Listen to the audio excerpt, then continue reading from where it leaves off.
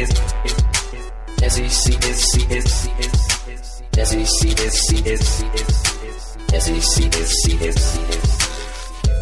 our coverage. It's what we do. That's all we do every Thursday At 5:30. College football. College football. Mountain West Conference. Doesn't matter. SEC Is all that matters. Nick Saban Is crazy. Yeah. And that's all. Let's start the show. Hello world. Welcome in once again to the awesomeness that is this radio show / podcast. Of course, you're listening to Outputting Our Coverage, the weekly show where David and I take you through everything you need to know to be smarter than all of your friends when it comes to college football and related paraphernalia. Let's go ahead and jump in. We've got quite a bit to talk about this week. We'll start the show off as we do every week with the good calls and bad calls. David, let's start with the good calls. What have you got for us? My good call this week is going to be Kansas State over Oklahoma. I really thought they had a shot this week, and they pulled through for me. Good call. Yeah, Yes. see, we now have fancy radio. I don't even know what you would call it. We're getting pretty high tech. Snippet, if you will. A soundbite. Yes, that's how we do things here. Always advancing for you, our faithful listeners. Once again this week, I did not really have a lot of great calls to choose from. Still pretty mediocre performance as far as the Pick 10 goes. But I got a couple I could choose from. Louisiana Tech, I think we both called that. I wouldn't even call it an upset, really. About a point and a half spread. Illinois, a team that really just continues to underachieve. Even with a new coach, I don't really see them going much anywhere. Other than that, I mean, still not a lot of good stuff for me to call. So we should probably just jump into the bad, which seems like is more of a habit for us these days. That's true. My bad call was definitely trusting Vandy, which will be the last time that happens this year. I should have learned my lesson. Vandy is never going to come through for me. I'm going to jump off that bandwagon as quickly as I can. Picking Vandy for anything is always a Bad call. That's right. It's a bad call. Yeah, You're it's a right. bad call. You're right. Mine is going with Arkansas to win last week against Rutgers. I just had this feeling that things couldn't really be as bad as they looked, and it turns out they're worse than that. So Arkansas losing to Rutgers, giving up some pretty significant yardage to whatever the name of Rutgers' quarterback is and running back. I'm not even going to dignify those people by using their actual names because they play for Rutgers. Things at Arkansas, it looks at this point like John L. Smith is going to get to ride out the season for some earthly reason of which I have no idea, but all I can say is, as an Auburn fan, if Auburn does not beat Arkansas, that's going to be a really bad thing. That's season over there. We should just cancel the season then. That's right. But at least you had about half of our audience pick with you. I think, there were about 7 people who also picked Arkansas, so you weren't alone. I mean, you just don't want to believe that an SEC team, even if they're terrible, is going to lose to a team from New Jersey. New Jersey, America's armpit, I mean, come on. Although Rutgers has looked pretty good this year. I mean, they've got a really potent offense, no real defense to speak of, but they don't have to have one. They're playing the Big East. That's true. Arkansas, no defense either. So that's true. Now, we can all rest assured that none of us made the worst call of the week. Did you see the game on Monday? Let me preface this by saying I'm not an NFL fan. I really don't watch many of the games. For some reason, I did not see this call until just a few minutes ago. I'd heard about it, heard the stories, heard the outrage, but just kind of insulated myself in my college football bubble. It was pretty awful. There were a couple of college football notables that were involved in the play. Of course, Russell Wilson, who was the Wisconsin quarterback last year, threw the ball. Golden Tate, who was with Notre Dame, I think 2 years ago, as a wide receiver, was one who blatantly pushed the defensive back in front of him, and then jumped up and somehow managed to just barely touch the ball, which in NFL bylaws somewhere says that is a reception for a touchdown. It was absolutely awful. Pretty terrible. So, in unrelated news, the NFL referees and the NFL reached a deal yesterday to bring them back Tonight, yes. I'm pretty sure those guys are getting paid. Oh, yes. Pretty much whatever they want. They got what they wanted.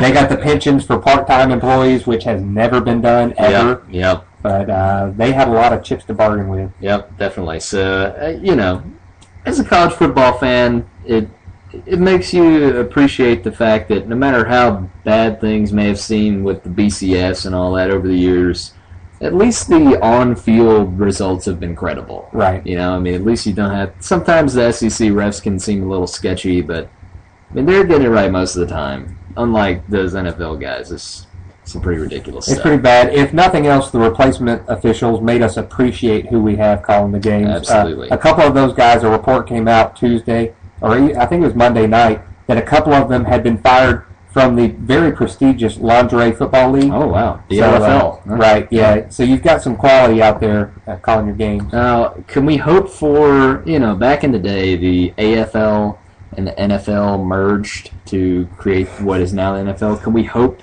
someday for an LFL-NFL merger?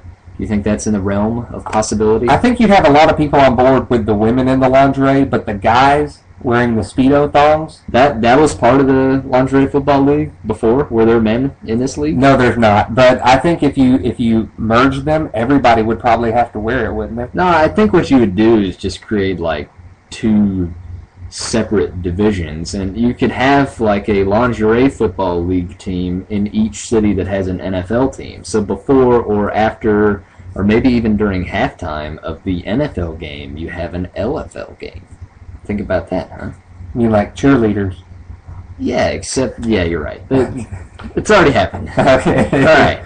So not all mergers are a good idea, David. So we just proved that one. Like anything with China. Shouldn't do it. Anything with China, merging LFL and NFL. These are the hard-hitting comments that you only get here on Outputting Our Coverage. Like we mentioned at the beginning, you will only leave smarter. Yes. Smarter. Yes, we'll go with that. And let's take a quick commercial break so that you can reflect on your newfound knowledge. We'll see you on the other side. Got a couple of recaps of Auburn and Alabama games past to talk about, and plenty of other stuff on the other side of Outputting Our Coverage. It's time for SEC Preview. SEC, Big 10, Big 12, can't count. SEC, college football robber barons. SEC, yeah, they're big, they're fast, they're strong. And Missouri and Texas A&M as well. Yeah, SEC Preview. Here we go. Here we go indeed. Time to recap what happened in the state of Alabama last week. David, where do you want to start? Alabama, Auburn? It doesn't make any difference to me. Let's do a quick Alabama preview. So Alabama won handily. I think that's about it. Yes, they won handily. Really the only thing of note for me, Eddie Lacy having a big game. Just yet another threat to add to that stable of running backs. It's with just kind of a plug in the running back here. TJ Yeldon. Yeah, I guess Jalston Fowler out for the season, but there's 5 or 6 other guys, so probably not too big of a loss there. They've become like an LSU backfield. They can just kind of plug anybody in there, and they're going to get their yardage. Really, the only note for me was the defensive end, who really talked it up before the game, did not finish the game. What a surprise there. Yeah, and that speed really showed FAU. That did. Of course, Alabama playing Ole Miss this week. We'll preview that game here in just a minute. But first, let's talk about the other big game of note to this past week. Auburn and LSU. We predicted on here it's going to be a blowout. I was pleasantly surprised that it went the other way. David, what happened? What changed in this team? I don't think a whole lot changed in the team. They might have come out more aggressive. It was a big atmosphere. The LSU game, everybody's always going to get hyped. I thought maybe they could be hyper. They could play beyond their abilities for a quarter or two, but I thought they would fade. Instead, what seemed to happen was LSU's drive for a blowout kind of faded, and their offense was bland. It didn't seem like anybody was really into the game. LSU and Auburn has always typically been a pretty big rivalry, but it seemed like LSU just wasn't there mentally on their part of it and probably should have lost that game. Yeah, the defense to me came out with maybe not a different level of talent, but definitely, like you said, a different level of aggressiveness. I don't know if you can attribute that just to the atmosphere. There was a big difference in atmosphere from this game as opposed to an 11 a.m. kickoff against Louisiana Monroe. And maybe you can contribute some of it to that. I also have to wonder if maybe some of it was a point that I mentioned last week, that this defense might match up a little bit better with the traditional style offense. I think that's very true. LSU, it's a little bit easier to predict what they're going to do. This defense is a little bit better able to stop the traditional between the tackles running type attack.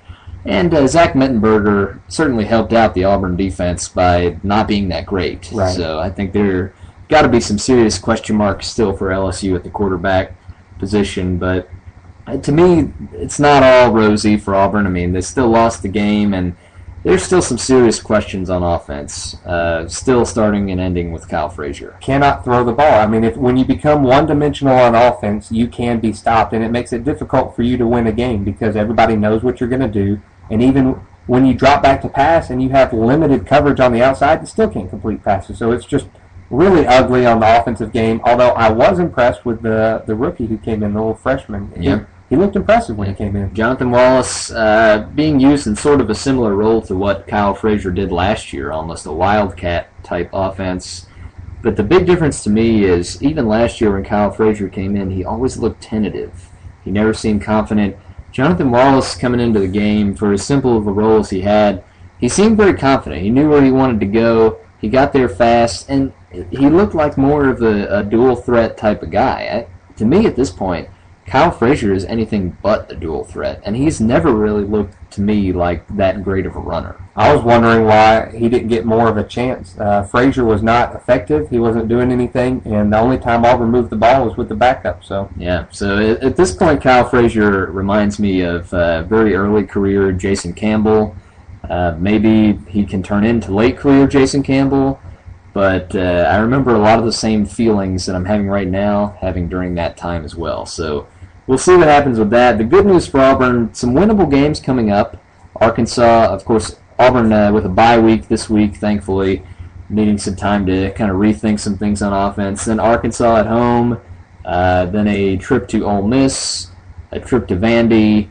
I think those are 3 winnable games. They are. So and maybe they can get their confidence back and start rolling towards the end of the year. Yeah, so it's definitely not a situation where all is lost. Maybe at the end of the season you look back on this LSU game as a turning point. Maybe not. We'll see what happens with that. Speaking of Ole Miss, Alabama taking on the Rebel Black Bear Hottie Toddies this weekend. The line's about 30 points, which sounds about right to me. I don't know. I think this game could get a little more interesting than that. I think maybe in the 20-point range, maybe even under 20. It's a pretty interesting matchup. Ole Miss is actually leading the SEC in rushing yardage per game, which I did not know until that came out on the radio. So that's pretty impressive. But the only problem with that is Alabama is also leading the SEC in run defense per game. I'm thinking somebody is going to win that matchup. I think so, but still, even then, Alabama has not faced a true team who can stand up and try to establish a run. Most of them within the first or second quarter or so far down, they're throwing the ball everywhere. So it'll be interesting to see how Alabama handles a team that is dedicated to the run throughout the game. I think it'll be a little closer than that, but no, I don't think Alabama struggles with this game. Yeah, I mean, Ole Miss has been decent in some games. They played well against Tulane, but the only game to me that you can look at as a real measuring stick is Ole Miss's game against Texas, and they gave up 66 points in that game. They did, and just huge piles of yardage, about 400 yards passing to David Ash, who's not exactly the greatest quarterback in the world. So he's not, but you also have 2 completely different style offenses. Texas is a get to the line in a hurry, kind of what you saw with Texas A&M in Florida earlier this year. Alabama is anything but. They take their time, they kind of pound the ball in. And it might be another case of where Auburn matched up with LSU. Ole Miss's defense might match up a little bit better with Alabama's, but still, Alabama's got the quarterback, and they've got the size in the line and the running backs. They're probably just going to run right through them. All right, so what's your key in this game for Alabama? Effective running game on Alabama's part. I think their defense is probably going to do enough to stop Ole Miss. They might get a couple big gains, but not a whole lot. But they need to establish a good running game to get play action going, so making sure you can bust some holes through. And their biggest key against Ole Miss is staying healthy. Don't lose anybody. Yep, stay healthy. My key is pretty much the same as it has been. Stay focused and don't get complacent. I mean, looking at the schedule for Alabama, you can kind of look at it from the perspective of it might basically be until November before they get a real challenge, and we're anticipating that to come from LSU, which They look like they had some serious question marks. So they did, but LSU always has at least one or two of those games during the year. Sure. So key for Alabama, got to stay focused. If I got to predict this game, I'm saying the Ole Miss fans are back to the Grove.